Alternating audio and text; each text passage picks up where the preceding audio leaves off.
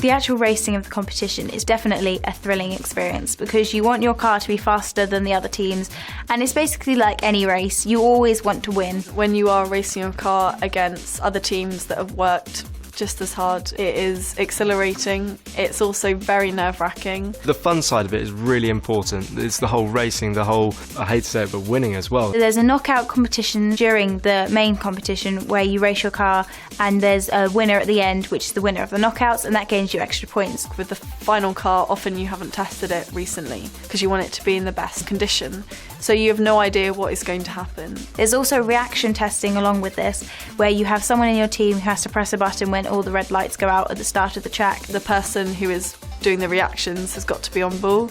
They've got to be watching the reaction lights and just concentrating on them. Someone from Red Bull came into the World Finals, saw Cold Fusion's car and said, "Oh, we did that on our car this year." And that for me was pretty cool. The competition isn't just about the racing of the car. You need to make sure you've got really well-rounded presentations and portfolios.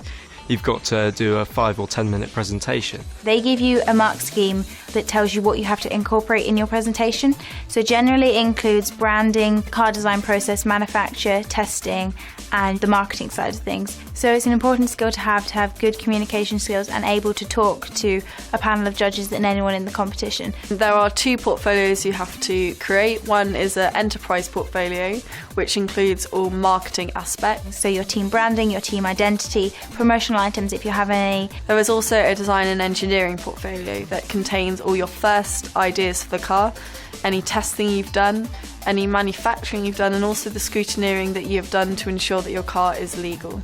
It shows you that you have done work, and you have to write about it and tell them what you've done in the competition and how you've done it. It's really important to review your designs at big events. A lot of teams will go back and actually completely change the car, scrap the one they have, and then develop on that. But of course using what they've learned to go on and make the car as fast as they can. Really, it's just to remember how great it's going to be at the end, the reward for all of the hard work. Just to see that car race down the track in a second, that was one of the most amazing seconds I've ever had. And that feeling of seeing your car race, all that time and effort that you've put into creating that car finally pays off.